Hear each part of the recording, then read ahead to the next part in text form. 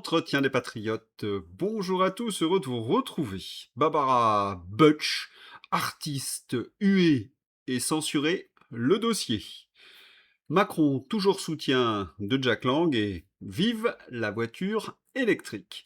Avant de traiter ces informations et beaucoup d'autres, vous connaissez la coutume sur cette chaîne. Je commence toujours mon entretien par remercier ceux qui m'ont permis justement de le produire, car ils m'ont financé à l'aider. Merci rémunérateur. Et aujourd'hui sont à l'honneur des fidèles parmi les fidèles, ma chère Anissé, Charles Vandel, Philippe Bohen, Marie de la Côte d'Or et Patrick. Merci à eux du fond du cœur. Et puis je tenais à vous remercier pour votre soutien incroyable. Oui, il faut aider la réinformation en ces temps de très graves menaces sur la liberté d'expression et sur la démocratie. Alors comment faire? Eh bien, c'est simple, il suffit de lever le petit pouce, écrire de gentils messages, diffuser sur d'autres réseaux sociaux et puis surtout, n'oubliez pas d'activer votre cloche notification. Merci à tous. Retour sur le concert de Bribri et Manu. Vous avez été nombreux à réagir à cette nouvelle et vous écrivez, vous soulignez, avec raison, que Manu et Brigitte, c'est l'abaissement de la fonction présidentielle. Et imagine-t-on le général de Gaulle, vous connaissez la suite. L'un d'entre vous, curieux, est allé écouter ce groupe BTS. Il n'a pas été déçu. Mais c'est nul, écrit-il. Oui, c'est un boys band, quoi. Un autre m'a demandé, mais que tiennent Bribri et Manu dans la main? Une sorte de hocher. Les Macron ont secoué leur hocher au concert des BTS, groupe K-pop. En anglais, cela se nomme Army Bomb. Oui, oui, c'est vrai, vous pouvez vérifier, c'est une lumière que l'on secoue quand le groupe joue. Mais attention à l'étude sémiologique. Ado attardé jouant au petit soldat avec son army-bombe. Et là, il y a une question que l'on se pose. Bribri a-t-elle secoué son gros hocher, son army-bombe, pendant que le groupe d'ados coréens se trémoussait torse nu sur scène? Nous n'avons pas d'image, je ne peux pas répondre à cette question. Et ne me faites pas dire ce que je n'ai pas dit.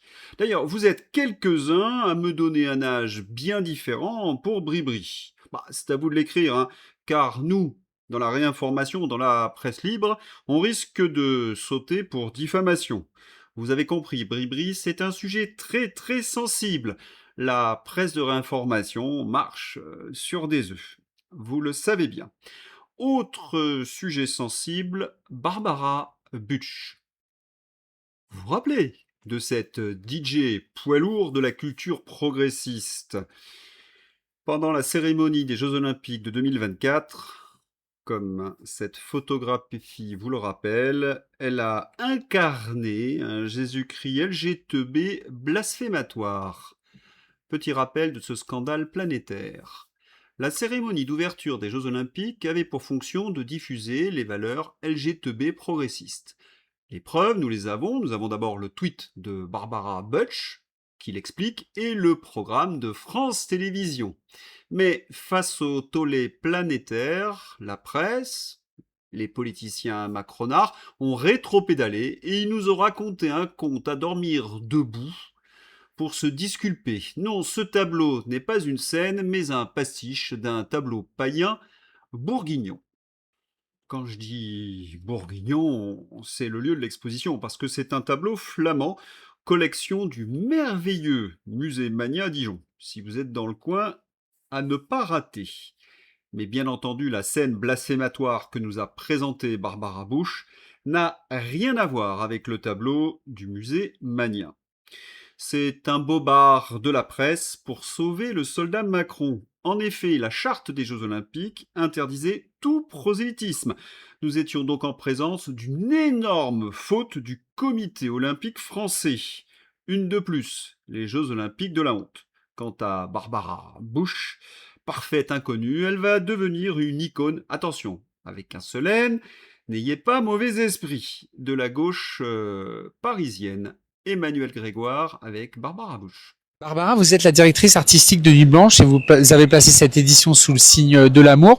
Peut-être expliquez-nous comment profiter de la soirée et qu'est-ce qu'il y a au programme. Donc effectivement, L'artiste controversée, Barbara Bush, qui avait suscité la polémique lors de la cérémonie des Jeux Olympiques, va être rémunérée 42 000 euros par la ville de Paris. La DJ Barbara Bush a remporté un appel d'offres de la ville de Paris pour assurer la conception et la direction artistique de l'événement de la Nuit Blanche 2026. Quoi? Qu'est-ce que vous me dites? Ce n'est pas une artiste, c'est une imposture. Bah, si vous le dites, hein, je ne l'ai jamais écouté, je peux pas juger. Ce n'est vraiment pas mon genre. Après son blasphème des Jeux Olympiques, rebelote pour la Nuit Blanche. Église Saint-Laurent, les forces de l'ordre ont bloqué des catholiques venus manifester pacifiquement contre l'occupation de leur église par la Nuit Blanche 2026. Barbara Bush, qui avait déjà parodié le Christ lors de la scène des Jeux Olympiques 2024, dirige cette édition dédiée à l'amour. Concerts, installations expérimentales et performances dans plusieurs églises parisiennes. La mairie de Paris paie, la police réprime les fidèles et la décadence continue. Les chrétiens n'ont plus le droit de défendre leurs lieux sacrés dans leur propre pays. Mais il suffit d'être patient. Il y a toujours un retour de bâton. Il y a quelques jours, Barbara Bush se produisait à Grenoble. Et oui, elle s'en va, sifflée et huée par...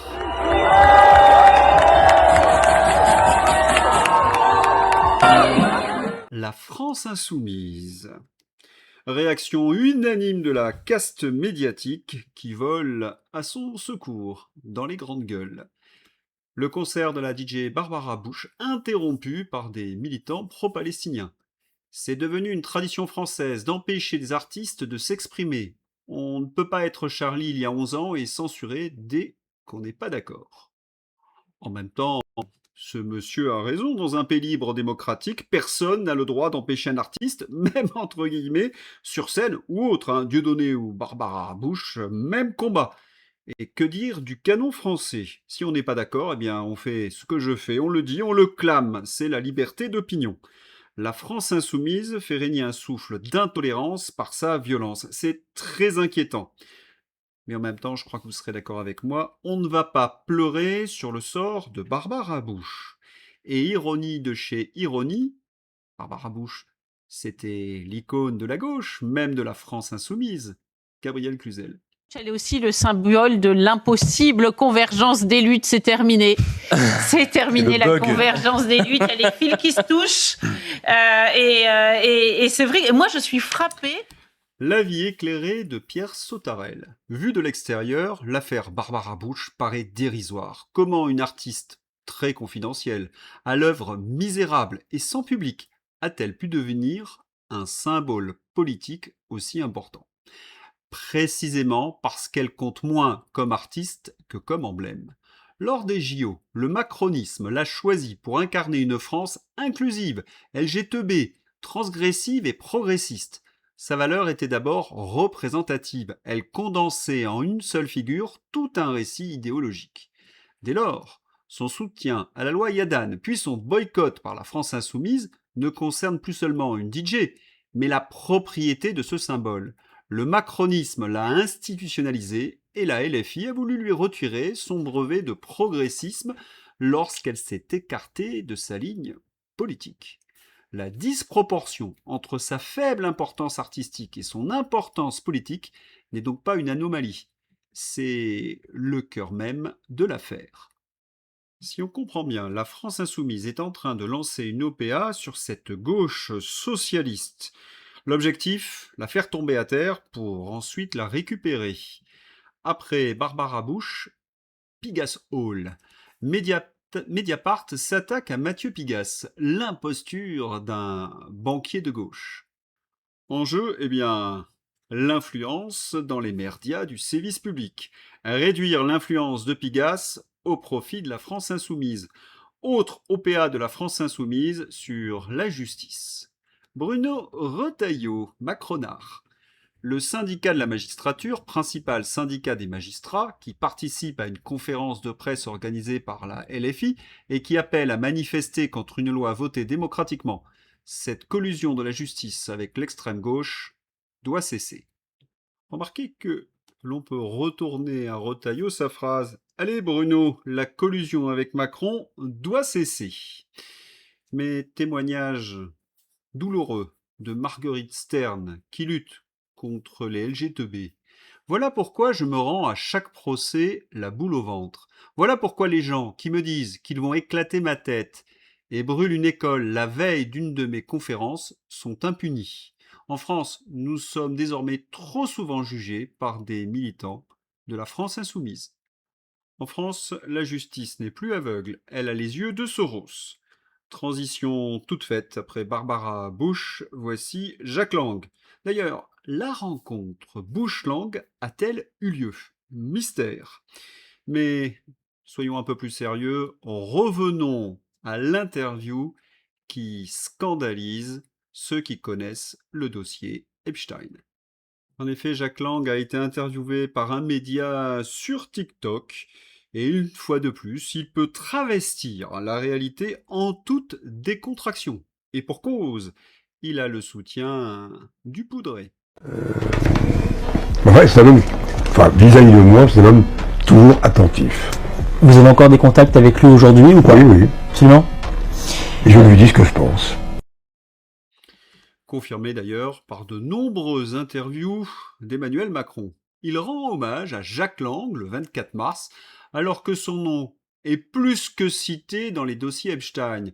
Il n'en rate jamais une, celui-là. Mais comment peut-on rendre hommage à Jack? C'est assez ignoble. Un rappel de la malhonnêteté de ce monsieur avec Luc Ferry. Rendez-vous compte que Jack Lang n'a jamais payé une addition dans un restaurant, il payait pas les hôtels 5 étoiles à Cannes. Écoutez ça quand même, 500 000 € de vêtements chez Smalto. Fillon a été mis, on lui a bousillé. Et puis il ne faudrait pas oublier l'essentiel, ces 3 hommes ont accusé Jack de crimes épouvantables sur de très jeunes mineurs. Roger Olindre, Emmanuel Verdun et Luc Ferry par allusion. On peut aussi évoquer le projet Petit Prince, initié de jeunes enfants aux sexualités alternatives au Maroc avec Jeffrey Epstein, source Le Desk, qui en ajoute une couche. Et quand le journaliste aborde le sujet Jeffrey, Jacques nous répond toujours les mêmes boniments. « Je l'ai croisé, je ne savais pas !» Et au final, ce sont des... Par exemple, Jeffrey Epstein. Ça, c'est autre chose encore. Il y a eu, dans cette période, il y a eu, d'un côté, toute une série de calomnies sur ma vie. Alors, il y a eu... Des calomnies? Eh bien, demandons à Charles Aloncle. Il a posé des questions lors de la commission sur l'audiovisuel public. Écoutons-le. Et Élise Lucet. En octobre 2020, déjà, la presse avait révélé que la fondation de Jeffrey Epstein avait versé plus de 57 000 $ à une association liée à Jack Lang en 2018, soit 1 an avant l'arrestation d'Epstein pour des faits de trafic sexuel de mineurs. À l'époque, Jack Lang avait indiqué qu'il s'agissait d'un financement destiné à un projet de film consacré à son parcours politique, mais c'est un projet qui n'a jamais vu le jour. Dans les dernières révélations des Epstein Files, on a pu voir notamment sur le site du FBI qu'un mail aurait été envoyé par Jeffrey Epstein à Jack Lang le 28 janvier 2013.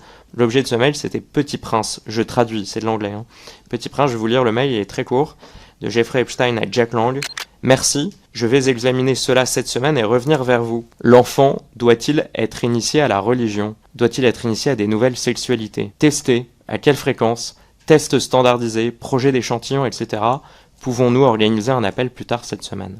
Pourquoi le service public de l'audiovisuel ne s'est pas emparé aussi rapidement de ce sujet? Et pourquoi, alors qu'il y a eu des révélations qui liaient Jeffrey Epstein à Jack Lang déjà en octobre 2020, vous n'avez pas voulu, comme d'autres sujets, réaliser une enquête sur les liens entre Jeffrey Epstein et Jack Lang?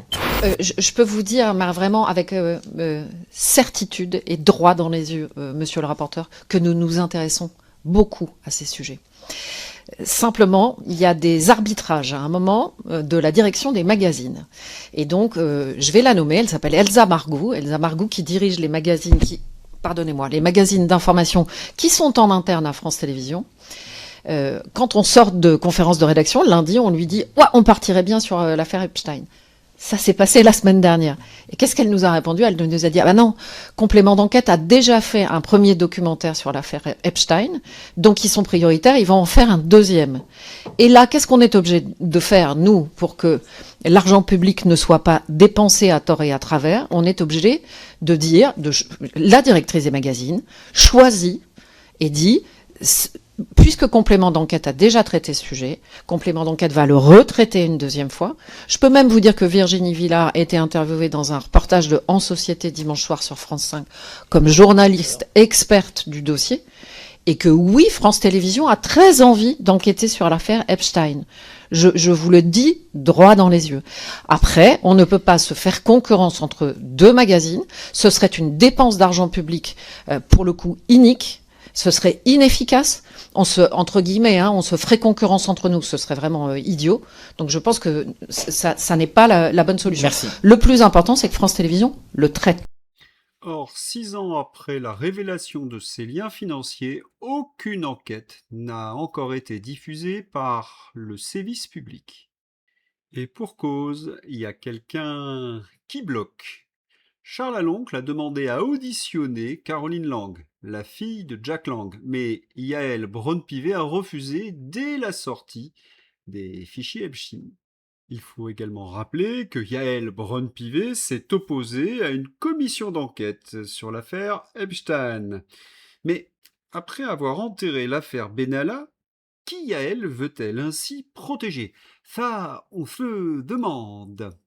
Allez, petit rappel de l'affaire Jack Lang. Donc, Caroline Lang a une répartition 50-50 entre Epstein et elle via un trust appelé The Pierre Trust, également aux îles Vierges. Elle n'a injecté aucun capital personnel. Tous les fonds, environ 1,4 million de dollars, provenaient d'Epstein via sa structure Southern Trust Company. Et cerise sur le gâteau, Caroline Lang a fini par admettre n'avoir pas déclaré cette société au fisc français.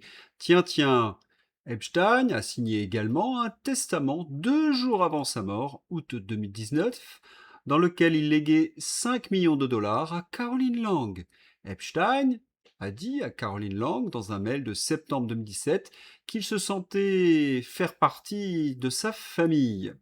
Et on se souvient que Caroline Lang a intercédé auprès de Macron pour Jeffrey Epstein.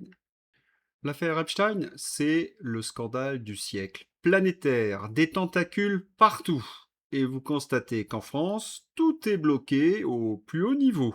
Et on voit même Jack Lang parader sur les réseaux sociaux. Bien protégé le Jack, on l'a compris. Et pour que rien ne filtre de cet affreux dossier, quoi de mieux qu'une censure généralisée? Réseaux sociaux, députés et sénateurs se mettent d'accord sur l'interdiction au moins de 15 ans des réseaux sociaux. C'est la première étape de la tyrannie. Sous prétexte de protéger les adolescents, ils veulent mettre en place un système de contrôle et notamment à travers la carte d'identité. Seconde étape, la loi sur l'ingérence intérieure. Fabrice Ebelpoint. Pouvoir en place. Et le pouvoir en place, aujourd'hui, on le connaît. Demain, il sera sans doute différent. On est vraiment en train d'installer un verrou pour la liberté d'expression des citoyens ordinaires ou de toute entité qui veut prendre la parole dans un débat public, un think tank, une organisation militante. Tout ça est menacé demain.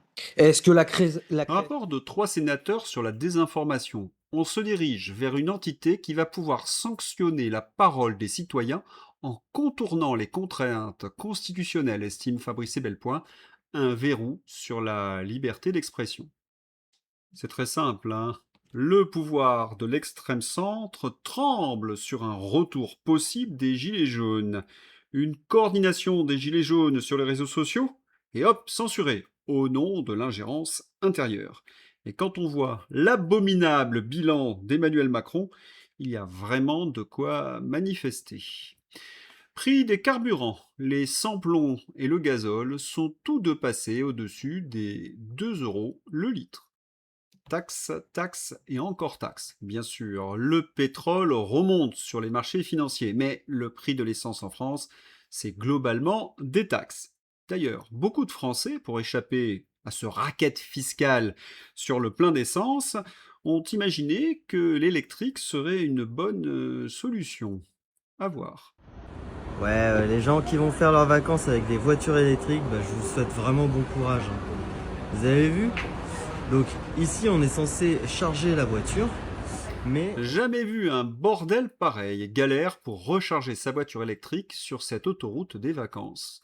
Comment peut-on gérer des centaines de véhicules électriques qui arrivent sur des bornes en même temps? Eh bien, c'est simple, on ne peut pas. Et dire que le parc des voitures électriques va augmenter de 30%. Ah, j'entends une petite voix qui me dit, oui, mais il y a moins de taxes sur l'électricité lorsque l'on recharge. D'accord, mais pour combien de temps? Le Royaume-Uni instaurera une taxe kilométrique sur les voitures électriques à partir du 1er avril 2028. Les véhicules 100% électriques seront taxés à hauteur de 0,03 livres sterling par kilomètre contre 0,015 livres pour les hybrides rechargeables. Les complotistes en parlent depuis longtemps. Y a-t-il encore des débiles pour croire que l'État mafieux et spoliateur se priverait de la manne des taxes sur le carburant? En France, c'est une question de mois.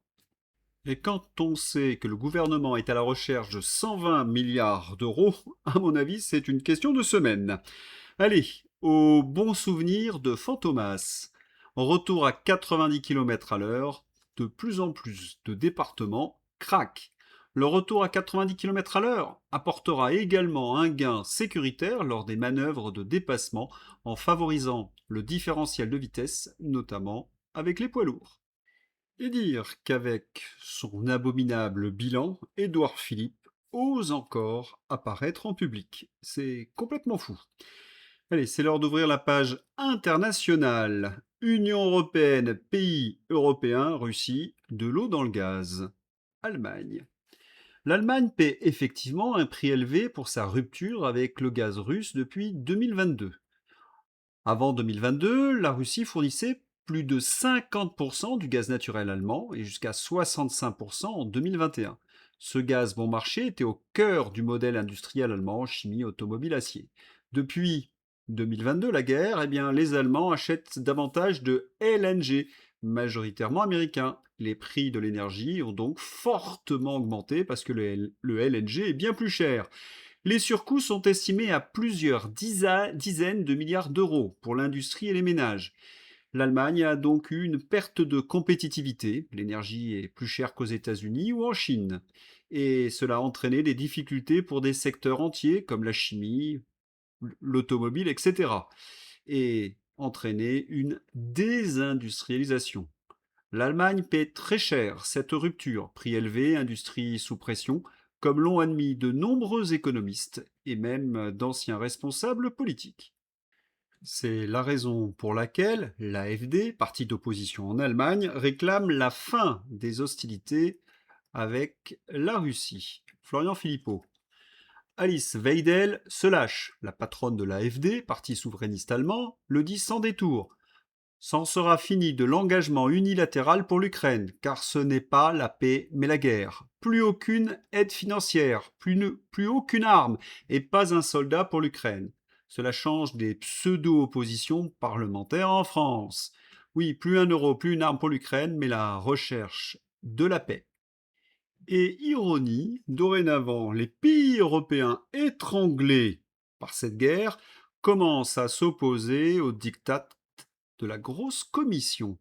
L'Europe craque, les sanctions anti-russes deviennent trop chères à porter. Bruxelles est obligée de reculer. Le 21e paquet de sanctions contre la Russie risque d'être largement édulcoré avant même d'être adopté. Non, pas à cause de Moscou, mais parce que plusieurs États membres refusent de se tirer une balle dans le pied. La Grèce bloque l'interdiction du transport de GNL russe pour sauver son secteur maritime et Dynagas. L'Allemagne et le Portugal veulent garder le poisson russe. La France et l'Italie défendent les visas pour les Russes. L'Autriche protège Raiffeisen. Un diplomate européen avoue à Politico: nous commençons à heurter certains intérêts européens clés. Résultat, la grosse commission est en train de calculer les dégâts que ce nouveau paquet causerait à l'économie européenne. Verdict le 22 juillet. Si c'est trop cher, les mesures les plus absurdes sauteront. Prouve que les sanctions punissent d'abord ceux qui les imposent. L'Europe commence enfin à s'en rendre compte. Ah oui? Et comment? Quels sont les symptômes? Jacques Attali. Les Français sont plus pauvres que les Maltais. Vous vous rendez compte que le niveau de vie des Français est inférieur à celui de Malte? Contre toute attente, le socialisme croissant en France depuis l'arrivée au pouvoir des centristes en 1974, puis des socialistes en 1980, transforme un pays autrefois aussi riche par habitant que la Suisse ou les États-Unis en économie arriérée du tiers-monde. Mais stupéfaction! Il ne faudrait pas oublier la responsabilité de la grosse commission. L'euro, le libre-échange, le Green Deal, et que dire de la guerre? À l'Est, on s'est tiré une balle dans le pied. Et en plus, ça pète au Moyen-Orient. Guerre au Moyen-Orient, l'Iran cible des installations de défense américaines et avertit Washington d'attaques encore plus puissantes à venir. L'armée américaine a annoncé de son côté lundi avoir conclu une 10e nuit de frappes consécutives contre l'Iran, ayant notamment visé des centres de commandement militaire et des cibles maritimes de la République iranienne. Ce bourbier, que nous avons annoncé il y a plusieurs mois, va nous coûter très cher. Inflation, hausse des taux d'intérêt de notre dette, c'est de la véritable démence. Ah oui, j'oubliais, la défense des valeurs du machin, cher à Nathalie Loiseau. Tenez. ZZ fait face à une crise de plus en plus profonde concernant la direction militaire du pays, après qu'un ancien ministre de la Défense, très populaire, qu'il avait limogé, a refusé une proposition de retour au gouvernement, aggravant ainsi le bras de fer avec les manifestants. Et à la crise démocratique, la mobilisation. Non, crie la femme, que vous soyez maudit. On entend le désespoir dans sa voix, tandis que des hommes masqués saisissent son mari, puis le fourrent dans un fourgon qui attend. La mobilisation sauvage en Ukraine, celle qui touche les pauvres et surtout pas les classes supérieures. Et si cette horreur continue, c'est parce que Macron et les autres déversent des milliards à ZZ. Monstruosité. Allez, la page fantaisie avec le Gorafi. Pour être plus écologique, les phares seront désormais éteints la nuit. C'est une proposition de Sandrine Rousseau. J'ai le même à la maison. La socialiste Yolanda Díaz, vice-présidente du gouvernement espagnol et partisane des vacances climatiques, épinglée dans un hôtel de luxe grec à 700 € la nuit. Les donneurs de leçons espagnols pris la main dans le sac. Oui, on a les mêmes à la maison. Bruno Le Maire a rencontré Jeffrey Epstein, sa confession. Vous avez rencontré Jeffrey Epstein, c'est vrai? Oui, je l'ai rencontré à mon corps défendant, on va dire. C'était en 2013. J'étais à New York pour rencontrer... À son corps défendant? En renflement brun dilaté ou à l'insu de son plein gré? Farceur, ce nono. Ne ment pas, ne triche pas, ne vole pas. Le gouvernement ne tolère pas la concurrence. Attention, wokisme. Oh, ça m'avait échappé. Oui, on a vu, Simone, on a vu. Mon plat préféré? Un croque non binaire. Ah oui, parce qu'on peut pas dire un croque binaire. Ah bah oui, non mais là, c'est quand on arrive à dégenrer du pain de mie, tu sais que t'as appris à raisonner avec les pigeons, quoi. On traverse ou pas? On y va. Super Yanis, je vous mets le lien dans la description. N'hésitez pas à vous abonner à son compte. Attention, attention, ce qui va suivre n'est pas du Gorafi, ce n'est pas un site parodique, c'est un véritable article de Libération. Oui, je sais, cela ressemble à du Libération. Méga concert, la vague crotte rock va-t-elle déferler sur la France? Mais qu'est-ce que c'est que ça encore? Dans les gros shows, aller aux toilettes signifie souvent perdre sa place, à moins de se faire dessus. Une solution de plus en plus plébiscitée par les fans de gauche certainement, comme évoquée par la pop star Olivia Rodrigo, qui avouait sentir une odeur fétide depuis la scène. L'Aberration, qui vient de publier un article pour vous apprendre à vous faire dessus en concert, est le 5e journal le plus aidé par l'État. En 2024, le journal a reçu 6,66 millions d'euros de subventions publiques. Diabolique. Voilà, c'est tout pour aujourd'hui. Je vous souhaite une excellente journée. À bientôt. Au revoir.